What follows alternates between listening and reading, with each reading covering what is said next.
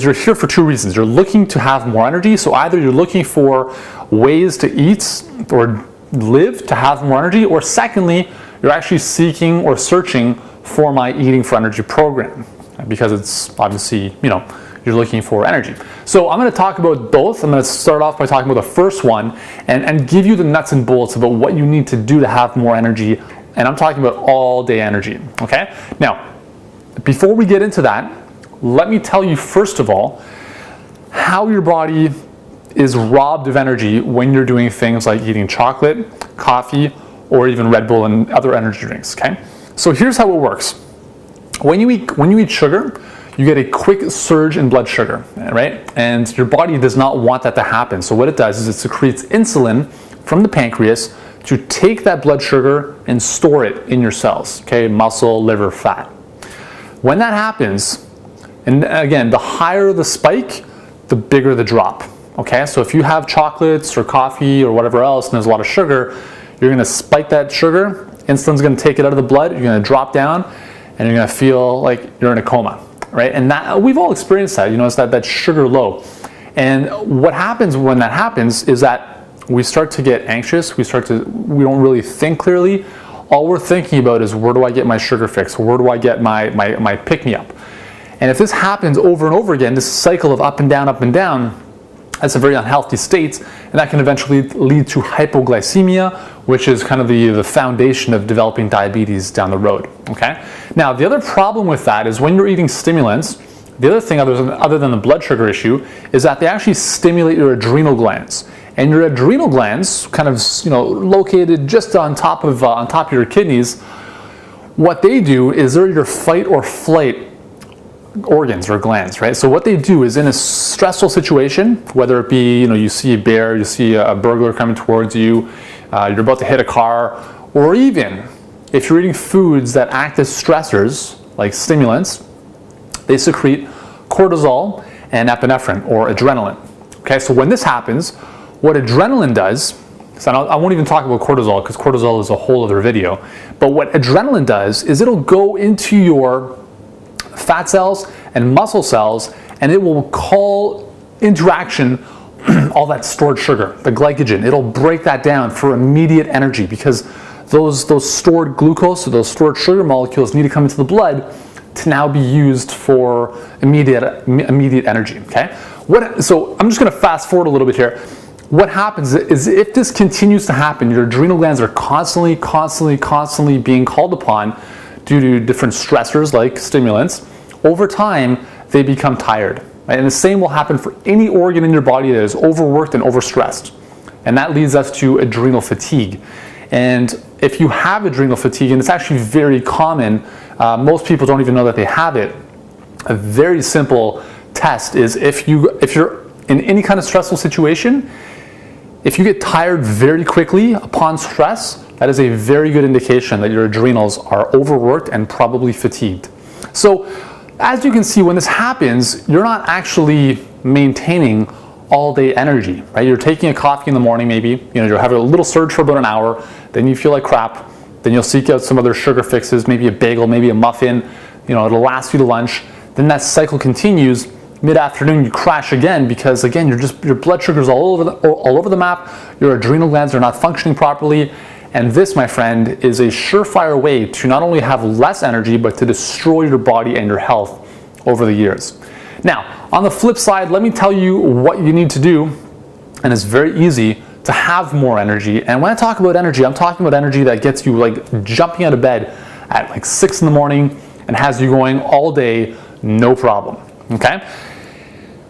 Right here I have one of my favorites, concoctions, if you want to call that. It's a green smoothie. And the reason I'm a big fan of green smoothies is really because I love anything green. And I'm going to tell you why that's important. So there are a couple things to consider when you want more energy. And the first thing is that you need to be eating more fruits and vegetables. That's the first most important thing you need to remember. Fruits and vegetables are packed with nutrients very low in calories, okay? So you can snack on them all day, no problem. They're not gonna make you fat, so don't worry about eating fruit. People talk about it as making you fat. It doesn't happen. It's too much fiber to really impact any of that.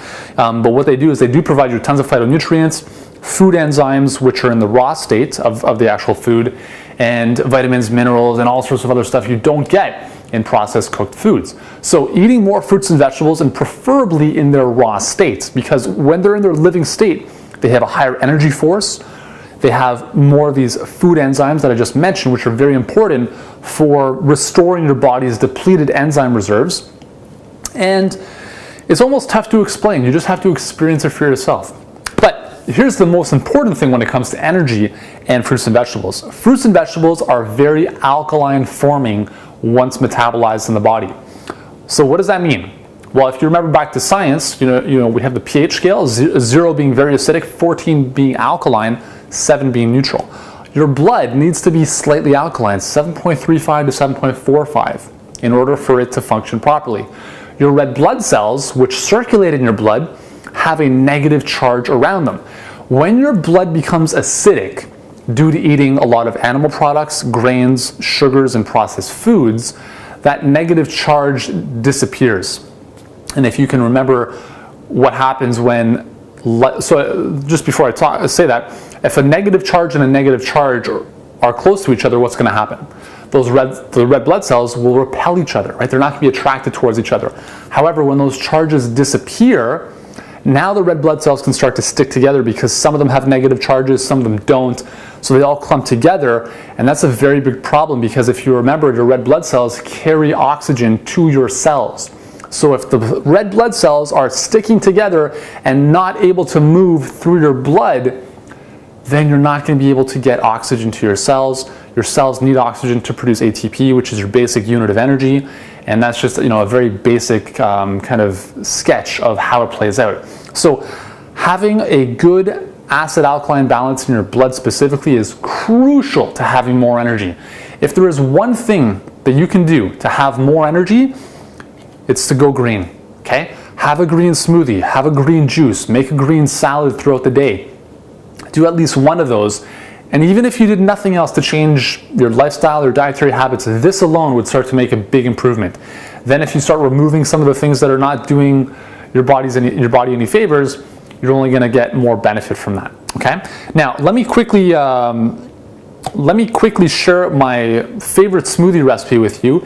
And as I mentioned at the beginning of this video, I'm actually going to give you 87 of my favorite smoothie recipes at the bottom of this post. All you have to do is just share this with a Google +1 or a tweet.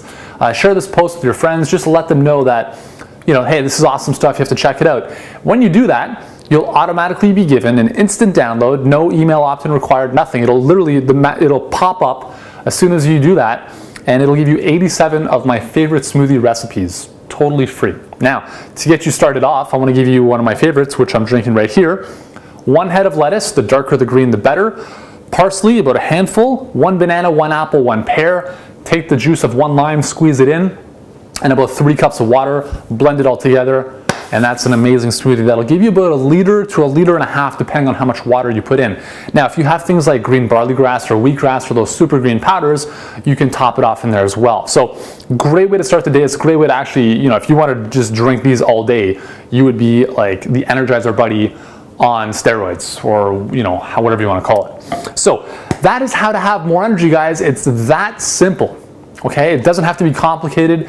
The tricky part is implementation, right? And that's why I want to tell you about my Eating for Energy program. Now, you might be looking for this if you've landed on this blog post. And Eating for Energy is my best-selling raw food program. It is actually the best-selling raw food program on the internet, according to clickmate.com, and it's helped over more than 47,000 people as of the date that I'm making this video. So why is it so powerful? Well, first of all, there's a lot of raw food programs out there. Some of them are good, some of them are not so great. But when I started off into raw food several years ago, I was consuming every raw food book possible. The biggest problem I found was that a lot of them required crazy ingredients, lots of prep, and took forever to make. And a lot of them were based on dehydrating the recipes, right? So you want to make a cracker or a crust, like a pizza or a pie, supposedly being healthy for you because they're raw. Well, it took 24 hours to do the crust and another 24 hours to dehydrate and make something else. So you're making dinner for 2 days from now. I don't know about you, but that doesn't really sit well with me.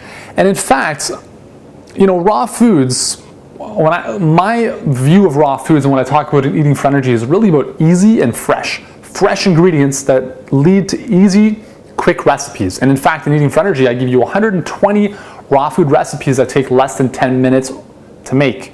That's pretty powerful. Now, I should kind of forewarn you that I'm not a raw foodist. I'm not 100% raw by any means. I used to be for a couple months. I realized that for me, at this point in my life, 100% is not the way to go for me. Now, for you, that's totally your decision. And my goal with eating for energy is not to convert you into a raw foodist, but instead to educate you in the first part of the program about why it's important to add more raw foods into your life and more plant foods into your life. And the second part of the program is about the how-to, where I literally hold your hand and I walk you through how to do it. Implementing all the recipes, implementing the changes, how to eat on the go, how to eat while you're at restaurants and traveling and all that kind of stuff. And that's really what's so powerful.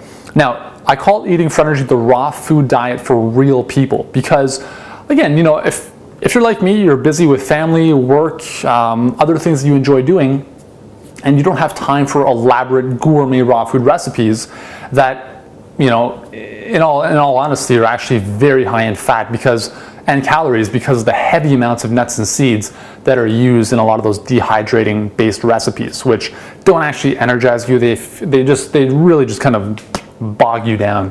So, you know, instead of being like some crazy raw foodie who's going to end up going in the forest and foraging for mushrooms and other weird berries, you know, I don't think most of us are in that situation. So that's why I call it the raw food diet for real people.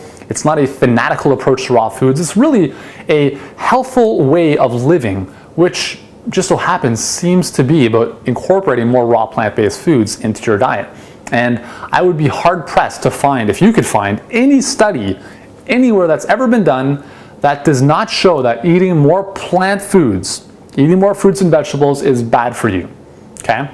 So at the end of the day, it's about eating more raw fruits and vegetables, and I'm going to show you exactly how to do that in Eating for Energy. You get the 120 recipes, a 12-week meal plan to put them all into play, more of my amazing smoothies and juices, and it's an incredible program.